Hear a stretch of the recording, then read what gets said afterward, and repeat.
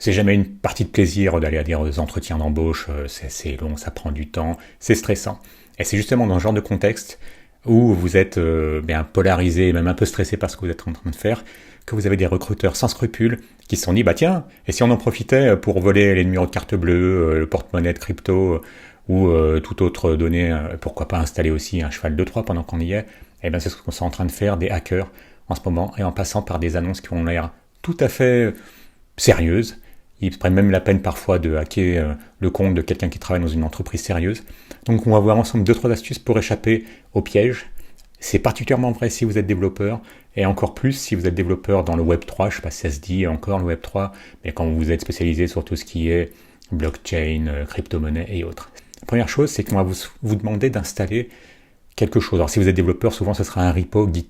Mais si vous n'êtes pas développeur, ça pourrait être aussi un logiciel qui permettra de faire tourner un test, par exemple un truc qui aura l'air innocent, il faudra répondre à des questionnaires à choix multiples. Dans ces cas-là, faites très attention. Normalement, on n'a pas à vous demander d'installer des choses sur votre machine. Et si vous avez la possibilité, eh bien installez la chose plutôt sur une machine virtuelle. Si vous connaissez quelqu'un qui est un peu technique, c'est pas dur à installer une machine virtuelle. C'est 3 clics, elle est installée, et installer la chose dedans. Parce que regardez bien ce qui se passe. Là, maintenant, c'est plutôt pour les développeurs. On va vous demander d'installer un repository Git qui contient du code, et on va vous demander par exemple de corriger un bug. Eh bien, le gars sur LinkedIn, donc un site tout à fait connu dans l'univers du recrutement, regardez ce qu'il a tout de suite constaté. Eh bien, il a vu ça. Vous avez vu la taille de l'ascenseur? Il n'y a aucune raison que votre ascenseur il soit à ce point-là, que l'ascenseur soit aussi petit en largeur. Donc, première chose, si vous voulez être sûr que vous n'êtes pas en train de vous faire avoir parce que des choses sont cachées, eh bien, en l'occurrence sur la droite, très à droite, de telle sorte que vous ne les voyez pas spontanément, d'autant que vous êtes en situation de stress, la taille de l'ascenseur. Donc le line wrap est votre ami. Dans votre IDE, choisissez line wrap pour qu'il y ait un retour à la ligne. Parce que regardez ce qu'il y avait très à droite du code. Hop, un petit require. Les plus anciens reconnaîtront le point SVN. SVN, c'était Subversion. Et vous remarquerez également que c'est un fichier qui commence, un répertoire d'ailleurs, qui commence par un point. Or, on sait que selon les idées que vous avez, les fichiers au répertoire qui commencent par un point, ils ne sont pas forcément visibles. Donc, le bon réflexe, évidemment, dans ces cas-là, c'est dans une console et puis d'afficher tout avec un tiret L pour lister et A pour tout afficher. Imaginez que votre IDE ne vous montre pas tout. On peut faire un ls-l. Hop, là, on voit tous ces répertoires qui correspondent à ce qu'on voit ici. Alors que si vous ajoutez bien le petit a, hop, vous voyez bien qu'on a ce directory avec un point Git. Donc vous rajoutez un point n'importe quoi, un point, un dossier, un répertoire qui comporterait du code dangereux. L'autre chose, ça c'est encore un petit clin d'œil au plus ancien, vous remarquerez qu'on a une IFI, Immediately Invoked Function Expression. C'est très connu ça aussi dans le monde notamment de JavaScript. Voilà, vous avez une fonction, hop, et vous l'appelez immédiatement, avec les parenthèses ouvrantes et fermantes, si bien que dans le corps, mettons que je mette alerte, coucou, évidemment il manque un C, parce que les développeurs ne savent pas écrire, c'est connu. Hop, voilà, ça m'exécute le code tout de suite. Donc une bonne vieille Immediately Invoked Function Expression, et surtout, avec du code qui quand même, ça ressemble à de l'hexadécimal, 0x, on se demande que un code comme ça foutrait dans un code de test. Et ça, c'est quelque chose qui s'est produit d'un retour d'expérience d'un type qui était dans un entretien technique. On lui avait envoyé un lien, il fallait qu'il teste, qu'il débug quelque chose. C'était un devoir à faire à la maison. Ensuite, regardez. C'est pas bien normal, ça. Vous avez un tableau de chaîne de caractères qui contient quoi? Des noms de navigateurs. Là, rebelote, même chose pour Chrome, même chose avec Opera, etc. Et quand vous allez plus loin, eh bien, si vous cherchez un peu, vous pouvez vous rendre compte que, les requires, ça c'est habituel, c'est que vous importez des packages. Mais souvenez-vous qu'il y a aussi un autre type d'import qui est très dangereux. C'est eval. Rappelez-vous de ce vieux proverbe qui dit que eval is evil. En anglais, ce qui veut dire que eval est dangereux et vicieux. Donc, c'est le cas aussi bien dans le code JavaScript que Python. Vous pouvez très bien avoir un code qui va être récupéré. Ça pourrait être sous forme de base 64, ça pourrait être sous n'importe quelle forme, et qui soit ensuite exécuté, évalué par un eval. Donc là aussi c'est pareil, ça doit être une énorme sonnette d'alarme. Alors là en plus quand vous voyez que ce qui ressemble à ce code hexadécimal, on associe une adresse IP, là ça commence à faire beaucoup.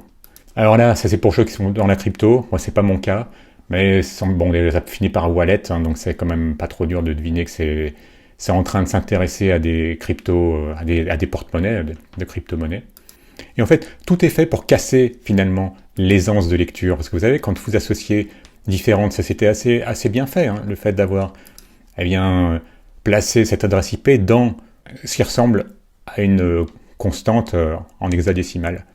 Bah, c'est quand même vachement moins visible plus tard que quand vous voyez une adresse IP en toutes lettres, si on peut dire. Si vous êtes un développeur Node, vous voyez que tout ça, tout ce qui est importé, c'est des choses habituelles quand vous avez envie de manipuler les fichiers qui sont sur l'ordinateur, enfin le système, ou que vous avez envie d'obtenir des variables propres également à l'environnement de l'utilisateur, avec OS, point, puis vous pouvez ensuite obtenir plein de choses. OS module, hein, il peut vous récupérer du coup la plateforme sur laquelle vous êtes, avec OS.platform, l'architecture, et j'en passe, regardez le nombre de CPU que vous avez, enfin là il peut vraiment, à partir de ce package, on peut récolter beaucoup de données sur votre poste, hein, la quantité de mémoire, depuis quand votre machine tourne, etc., etc. Et avec childprocess.exe, il semblerait qu'il y ait la volonté, avec childprocess, d'exécuter un processus enfant. childprocess.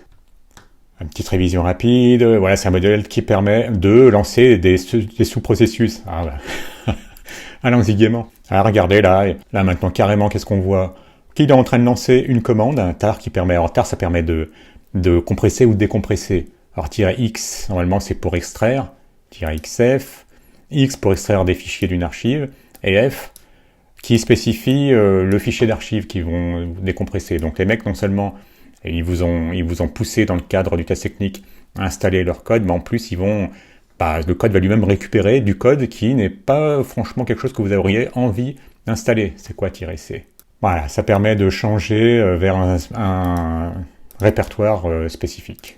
Et le plus beau, hein, vous vous souvenez qu'il y a quelques slides de ça, hein, il y avait une adresse IP, voilà, le gars qui on avait demandé de passer ce test technique, il a cherché, et on peut voir que avec un outil en ligne habituel qui permet de trouver où se trouve une adresse IP particulière, elle se trouve en Turquie, dans la région d'Izmir.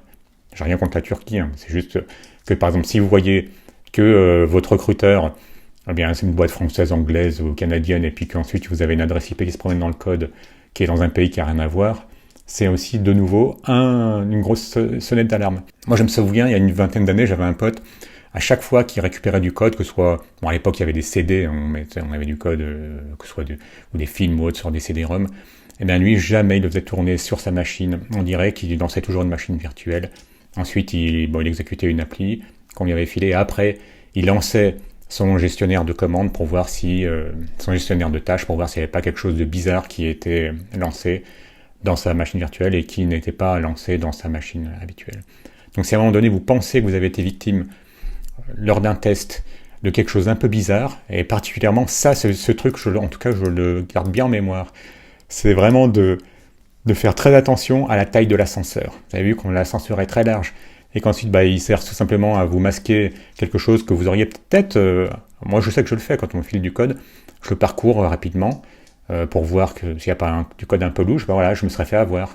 Je me serais fait avoir parce que j'aurais peut-être pas forcément regardé la taille de l'ascenseur. J'aurais pas vu ce petit require. En plus d'être pénible, les entretiens d'embauche, c'est même maintenant l'occasion de se faire dépouiller, de se faire faucher un peu vos numéros de carte bleue, hein, pourquoi pas, et puis vos cryptos si vous en avez, et des choses comme ça. Est-ce que vous étiez au courant maintenant de cette nouvelle vague, si on peut dire, d'arnaques basées sur des tests techniques qu'on vous demande de faire à la maison? Et j'ai voulu voir s'il y avait d'autres cas comme ça. J'ai pu voir qu'un autre auteur faisait référence à ce même genre d'attaque.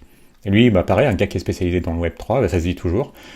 Et donc voilà, l'approche, c'est qu'un recruteur, vous contacte par messagerie, par LinkedIn, hein, donc c'est pas un réseau un peu obscur.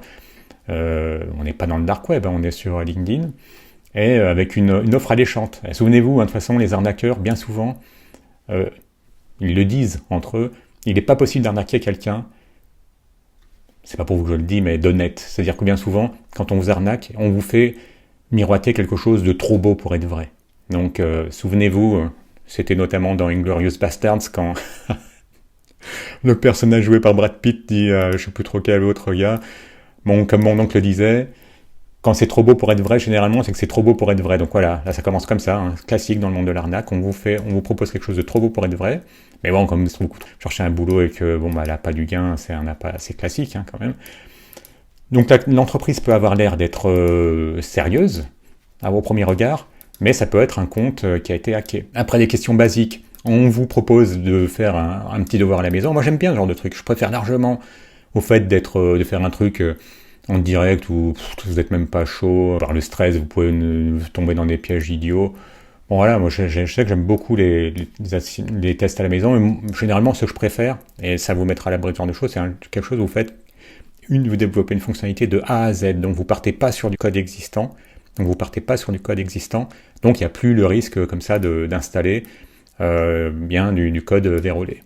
Et donc le gars insiste, hein, on vous fait passer le test avant d'avoir eu un petit passage, un petit entretien HR, un petit entretien de ressources humaines.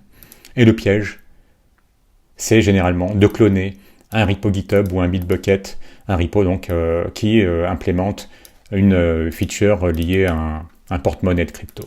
Et donc c'est en exécutant ce code dans votre environnement local que potentiellement vous pourrez permettre aux scammers d'accéder à vos données privées, particulièrement là en l'occurrence à vos crypto-monnaies. Soyez très prudents quand on vous demande dans le cadre d'un recrutement bien installer des choses sur votre machine, si vous êtes obligé de le faire, privilégiez une machine virtuelle, privilégiez ou un container, hein, d'autant que si c'est dans la tech, il n'y a pas de raison que les gars ne sachent pas vous créer un petit container. Hein. Même moi qui suis une tanche en Docker, je sais faire un Dockerfile et pour créer un petit container. Et qu'est-ce que ça vous inspire, ce genre d'arnaque maintenant basé sur parfois même le désespoir hein, de personnes qui cherchent un boulot parce que l'époque est un peu tendue en ce moment.